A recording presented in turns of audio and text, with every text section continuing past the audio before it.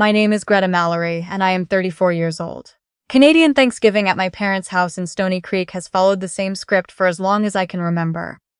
And this past October, there were 22 of us crammed into those 1,200 square feet. My aunt and uncle from Burlington with their 3 teenagers. My cousin Reg and his wife who drove up from Niagara Falls. 2 of my mother's book club friends, who have been invited to so many family dinners over the years that no one bothers to explain who they are anymore. My grandmother sitting in her usual chair near the window, and various cousins and their partners who materialize each October and then vanish again until Christmas.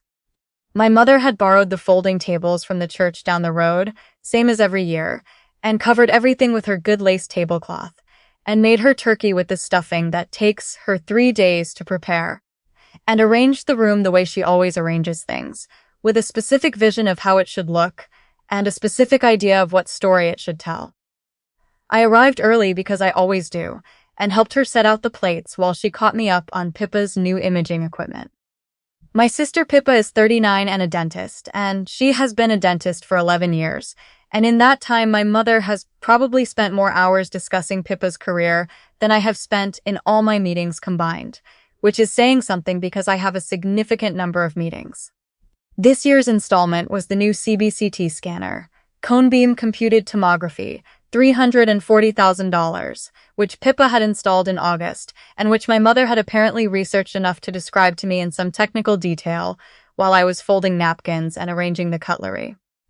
I nodded and asked questions at the right moments. I have had a great deal of practice at that particular skill. Pippa arrived 40 minutes late, which nobody mentioned, because nobody ever mentions when Pippa is late.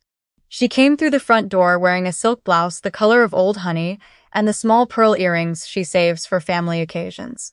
Her husband Rowan right behind her carrying a bottle of ice wine from a Niagara winery and a charcuterie board from the shop on Locke Street in Hamilton that charges a genuinely remarkable amount of money for cured meat and 3 kinds of fig jam. The room reorganized around her arrival the way it always does, conversation turning, my uncle already moving to clap Rowan on the shoulder. My mother held Pippa at arm's length in the hallway and told the room, 22 people in a space designed for perhaps 12, that Pippa had just completed the second phase of her practice renovation. 4 chairs, she said, a new imaging suite, a reception that looked, I am quoting directly, like something from a design magazine. $1.2 million in renovations, and worth every single penny, she added, her voice carrying perfectly above the side conversations and the children in the living room and the hockey game someone had turned on low in the corner. I was standing in the kitchen doorway with a bowl of green salad I had assembled from the produce in my fridge that morning. The ordinary kind. No pomegranate seeds, no special dressing from a specialty shop. I watched 22 people absorb this information about my sister and reconfigure their sense of the room accordingly. Then my mother looked at me. She has a particular expression for these transitions. It is not unkind. It is more like the face of someone filing something into a folder they have already labeled. And Greta, she said to the room and to no one, in that pleasant carrying voice she uses at these events, is still doing her government work. You know, paperwork, applications, that sort of thing. She was always more comfortable working behind the scenes. She smiled at me with genuine warmth, which somehow made it worse than coldness would have. At least it's stable, she added, which is the thing Canadian parents say when they have nothing else they can find to say. Good benefits, pension, you can't argue with that. I had heard some version of that sentence at every Thanksgiving and Christmas and Easter for 6 years. I had learned how to receive it without letting anything show on my face. My father, who is not a cruel man, and who has never in my memory said anything to wound me on purpose, was already reaching into his back pocket before my mother had finished the sentence. He has reflexes that have been shaped by the shape of his marriage, and this one came automatically. He pulled out his wallet, took out a $20 bill, and set it on the tablecloth in front of my plate with the cheerful finality of someone performing a small generosity. For a Tim Hortons on your lunch break, he said. A few people laughed, my aunt, one of the book club friends, the kind of laugh that is not mean but is not nothing either. The kind that says, yes, we all understand what this is, we have all agreed on this story, the story is comfortable and familiar and true. I looked at the $20 bill sitting on the white lace cloth, just to the right of my water glass. I did not flinch. I did not reach for it and I did not push it away. I did not say anything. I picked up my fork instead and helped myself to salad and I began to eat, because I had understood years ago that the thing my mother wanted in these moments was a reaction. Some small proof that the story she was telling about me was landing correctly, that I occupied the place she had assigned me, and the thing I had trained myself to give her was the total absence of one. Not the wounded kind of silence. Not the cold kind. Just the ordinary silence of someone who has already made a decision in a very private room inside herself. What I was thinking while I ate my salad and the conversation resumed around me was not about the $20. I was thinking about the $3.4 billion. That is the size of the capital portfolio my division manages at Infrastructure Ontario. Infrastructure Ontario is the provincial crown agency responsible for planning and delivering major public infrastructure across the province: hospitals, schools, courthouses, long-term care homes, community centers. I am the Director of Capital Programs. I have 12 direct reports and a team of 64 people working within my oversight, and the decisions that pass through my office determine where hundreds of millions in provincial funding flows, which communities get the infrastructure they have been waiting for, and how quickly hospitals get built and schools get opened and long-term care beds get added to a system that needs every one of them. I have been doing this for 6 years. Not one person at that table knew this, except my grandmother. The reason I had never said so was partly simple and partly more complicated than I have ever fully worked out. The simple part: I had tried once at the beginning. At Christmas in 2019, when I was newly promoted and still carried the belief that the right framing would change how things landed, I had sat at this same table and tried to explain what the agency did and what my expanding role meant. I had described the scale of the portfolio, the scope of the decisions, the projects that were coming onto our books. I had watched my mother's face settle into the expression she uses when information doesn't fit her existing categories. Not dismissive. Just still, the way a drawer goes still when you try to fit something into it that doesn't belong. She had said that sounds very involved and turned to ask Pippa about the expansion she was planning for her practice. My father had patted my arm. "Government work is good work," he said. "Steady." I decided after that dinner that I would stop explaining. I told myself I was tired of trying. That was the surface reason. The deeper reason, which I have spent some time examining in the past year, is that I had started to need them to ask. Not to demand it. Not to withhold my life as punishment. Just to need the version of them that was curious about me. The version that asked real questions. I had kept waiting for that version to show up, and it kept not showing up, and at some point the waiting just becomes part of the furniture in a room you have stopped expecting to change. 6 years is a long time to wait quietly, but I had been quiet for a long time. The $20 bill was still sitting to the right of my water glass, beside the salt shaker, when my grandmother set down her fork. My grandmother is 78 years old. She raised 4 children mostly by herself after my grandfather died young, worked the front desk of a medical clinic for nearly 30 years, and has not in my living memory said a single thing she had not first fully considered the weight of. She does not perform emotion. She does not manufacture drama. When she set down her fork, it was with a particular precision. Not a clattering, just a placement, and it made the woman beside her stop talking mid-sentence without understanding why. She looked at my mother, not at me, directly at my mother. "June," she said, and then she let a full beat pass, which was its own separate sentence. "Tell everyone what Greta actually does." The sound in the room changed. I am not sure how to describe it exactly. Not that it went quiet, though it did go quiet. More that something in the air that had been moving stopped moving, and every person at those borrowed folding tables felt it stop, in the particular way you feel a current go still. My mother's mouth opened, then it closed. She looked at me, and I watched something happen to her face that I had not seen there in a very long time. Uncertainty. Not embarrassment. Uncertainty.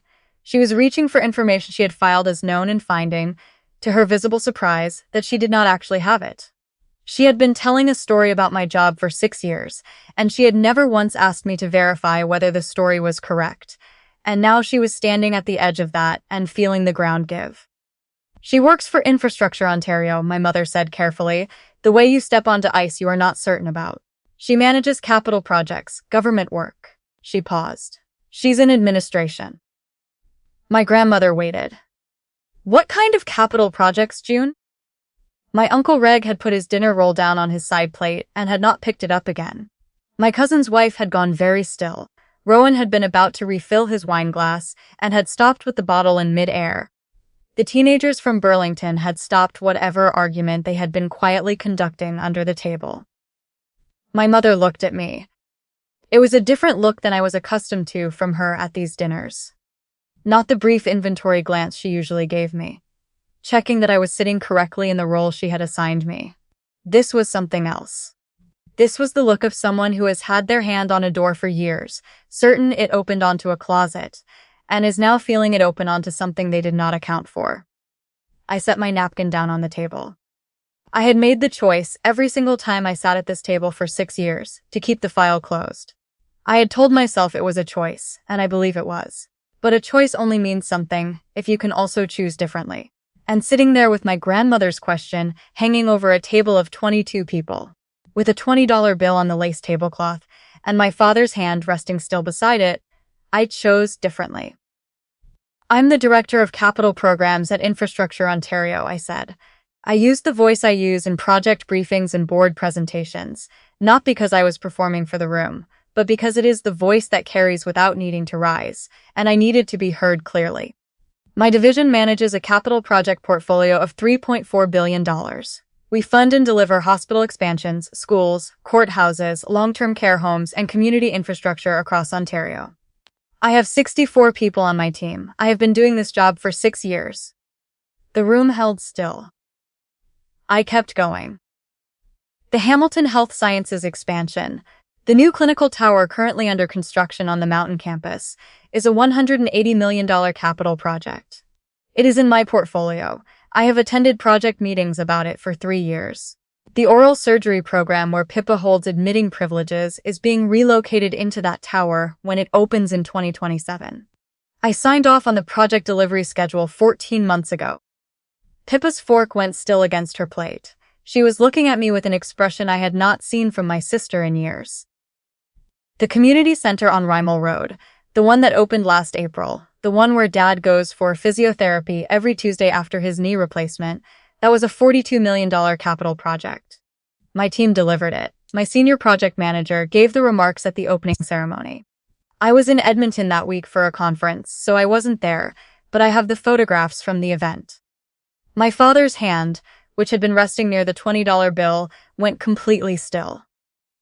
The commercial building on the Kerr Street strip in Oakville, where Pippa's dental practice is located, received a $275,000 provincial accessibility retrofit grant last year.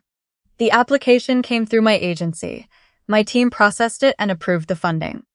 The grant reduced the building owner's renovation costs. I don't know the exact terms of Pippa's lease, but it is reasonable to assume it helped offset her tenant improvement costs. Pippa made a sound that was not any particular word. I recused myself from that file the moment I saw the address. My deputy director made the final decision. I want to be clear about that. I looked around the table and then back at my mother. I have never told any of this to anyone in this room except my grandmother.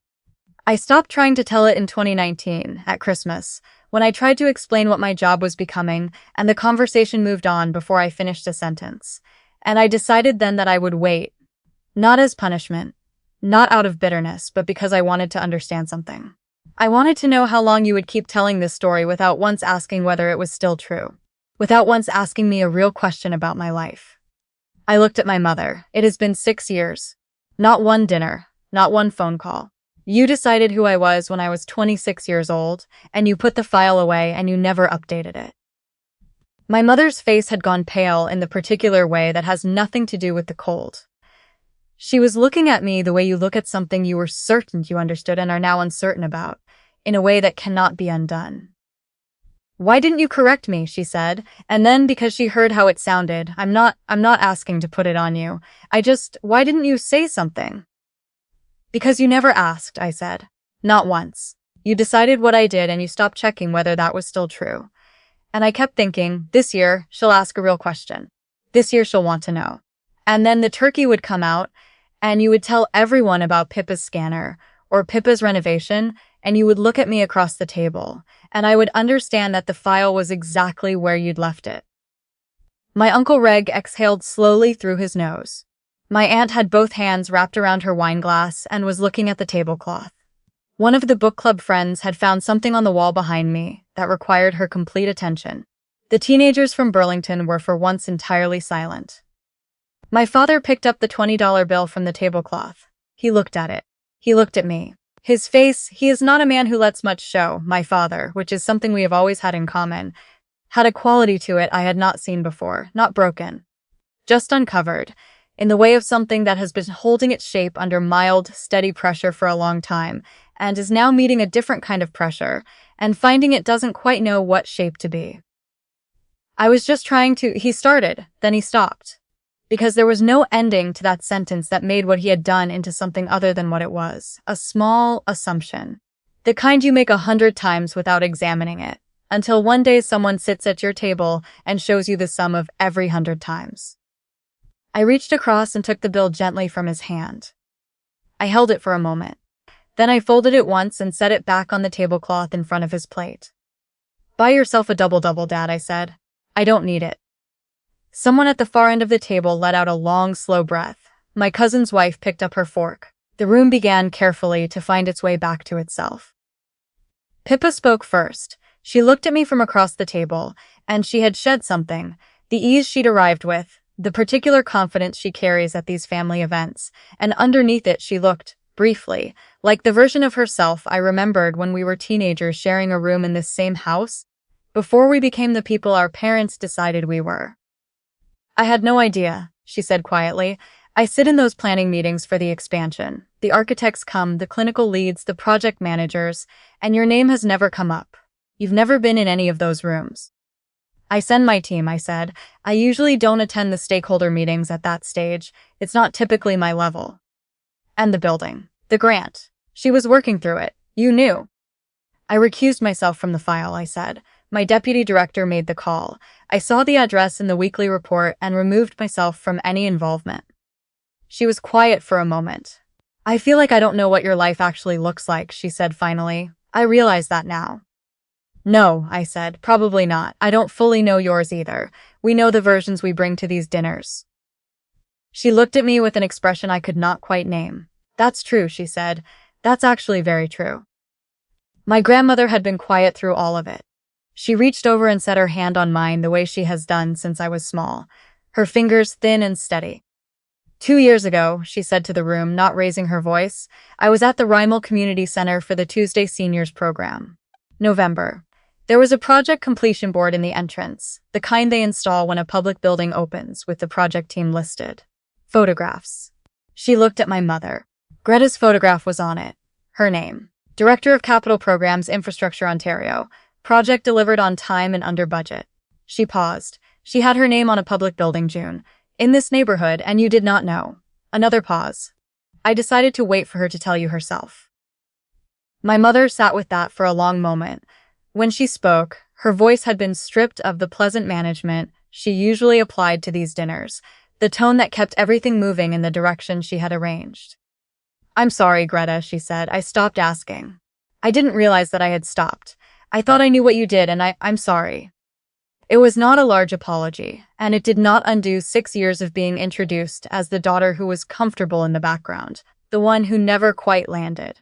It did not give back the hours I had spent at this table with something enormous and carefully unsaid, watching the conversation move around me the way a river moves around a stone.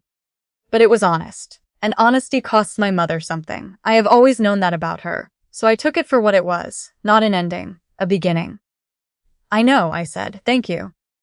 The rest of dinner was different. Not easier. Exactly. Different. The kind of quiet that settles after something true has been said in a room that had been running on a version of events that no longer fit the facts. My Uncle Reg asked me a real question about how provincial infrastructure funding decisions were made, and I answered it, and he listened.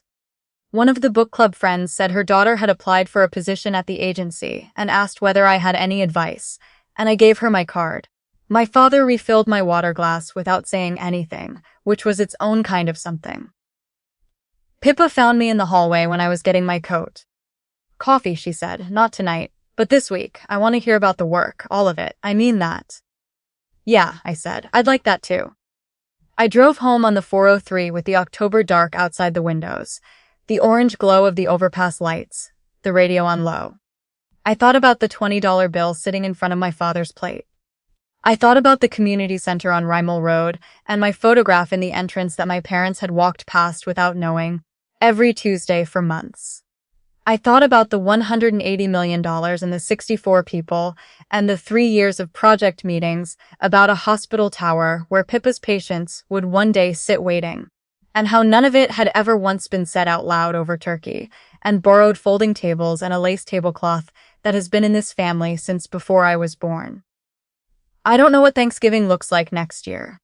I don't know if my mother introduces me correctly the next time there are 22 people in that kitchen. I don't know if my father asks a real question about my work, the kind that requires a real answer, not just a nod and a pat on the arm.